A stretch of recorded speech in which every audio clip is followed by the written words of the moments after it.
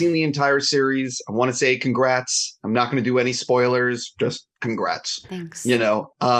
Million questions, but I like throwing a curve at the beginning. Okay. You've done a lot of stuff. If someone has actually never seen anything you've done before, what is the first thing you'd like them watching and why? Comet, because it's a movie where I met my husband and fell in love. Okay. I can't, that's kind of the perfect answer. Thanks. That was the first one that came to mind.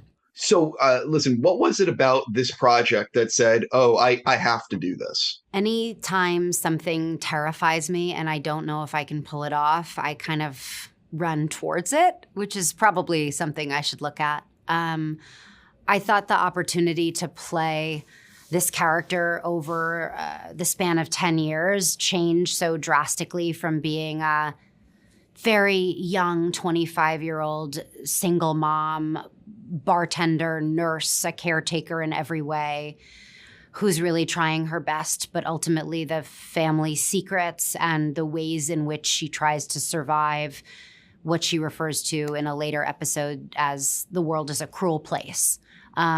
Ultimately, those decisions end up kind of shattering the bond with her son that is the most important in her life. And it's kind of a Shakespearean-level tragedy. I was quite moved by the idea of and challenge of playing an imperfect mother,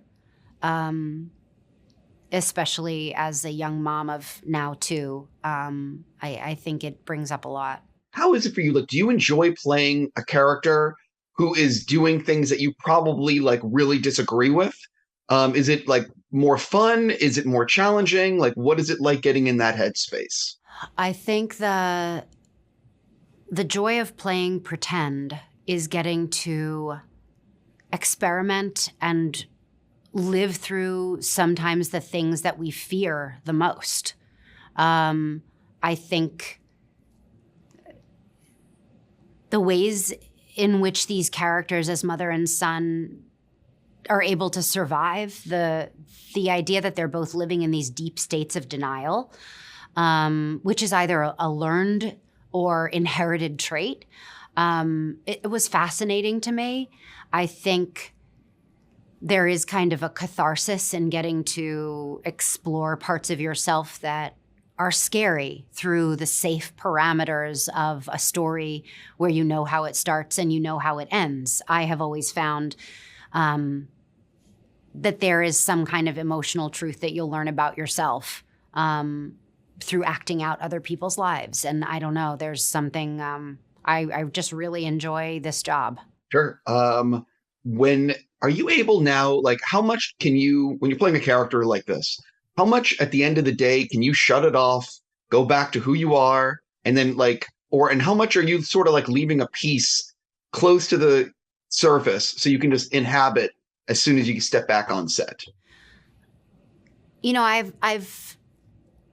often played characters whose emotions are quite explosive and who leave a lot on the field. And with this character, there is so much kind of violence and trauma around her. And there's quite of like an implosion into herself, kind of like almost like a self-violence that happens. I had a lot of anxiety while shooting this show, leading up to some of the more challenging scenes. So by the time that we got to shooting them, I was fully armed with having worked with a social worker and a psychologist to inform me and spoken with a woman who had had a similar life experience. I felt like I really wanted to bring empathy and do these moments justice. And so by the time I finished the scene, I was so relieved that that experience was over that I was just glad to go home and watch Top Chef, to be perfectly honest.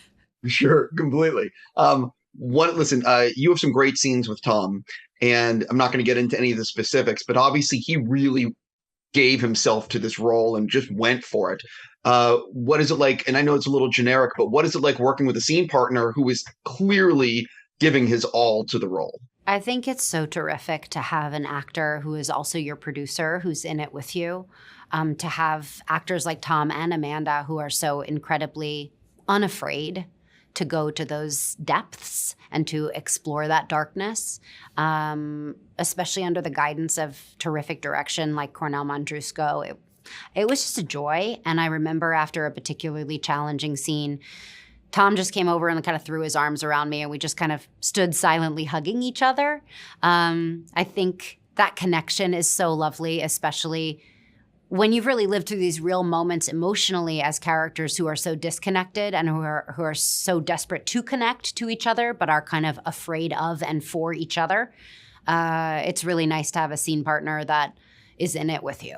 I'm so curious, how have you been describing this series to friends and family without giving things away? I would say The Crowded Room is a psychological thriller that unfolds through a series of interviews with Amanda Seyfried's character as she is tasked with uncovering the mysterious past of a young man played by Tom Holland, who is arrested after a shooting in 1979. And as the mystery unfolds, we learn more and more about his childhood and his past and what might have led to this crime. That was very good. Thanks. One of the things though, like, and this, you're not in this scene, but I just want to talk about it real quick. I was so blown away by the scale of what they did in New York City, outside Radio City, and just shooting in New York City and recreating. It was like movie level, except It's a TV show. Yes. You know? Yeah, I the show opens with this kind of catalyst event, this shooting in Rockefeller Center in 1979. And I think that there's a lot to be said about violence. And I think the importance of depicting violence and survival from violence is incredibly important. And I also am very happy and proud that our crew did it in a responsible way with not real guns, green plastic ones that got replaced in post. I think the importance of safety, emotionally and otherwise on set is paramount. Couldn't agree more. On that note, I have to stop. I'm just going to say congrats. Thank you. And wish you nothing but the best. Thank you so much. Thank you for giving me your time. Thank you.